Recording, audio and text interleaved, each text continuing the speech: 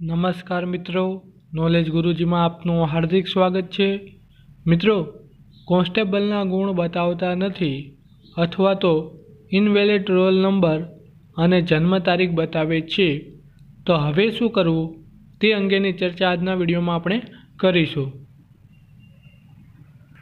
Video શરૂ કરતા પહેલાં હું તમને કહેવા માંગીશ કે જો તમે નોલેજ ગુરુજી ચેનલમાં નવા હોવ તો ચેનલને સબસ્ક્રાઈબ કરી લેજો અને બાજુમાં આપેલ બેલ આઇકન પર ક્લિક કરી દેજો, જેથી આવનારી ન્યૂ વિડીયોની નોટિફિકેશન મળતી રહે તમને સૌથી પહેલાં।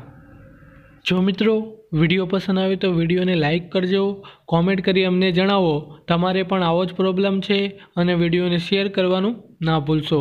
તો મિત્રો, કોન્સ્ટેબલના જે ગુણ માર્ક્સ મૂકવામાં આવી ગયેલ છે અને તે જોતાં રોલ નંબર ઇનવેલિડ અને જન્મ તારીખ ઇનવેલિડ બતાવે છે। તો મિત્રો, ચિંતા કરવાની કંઈ જ જરૂર નથી, કારણ કે આ ટેકનિકલ ઇસ્યુ હોવાને લીધે આવું બતાવે છે। હું તમને પ્રૂફ સહિત આ વિડીયોમાં બતાવીશ કે પહેલે શરૂઆતમાં ઇનવેલિડ રોલ નંબર બતાવતું હતું અને ત્યાર પછી રિઝલ્ટમાં સમથિંગ એરર એવું બતાવે છે। હવે મિત્રો આપણે LRBની જે વેબસાઇટ છે તેના પર જઈ રોલ નંબર જન્મ તારીખ નાખી સબમિટ કરીશું।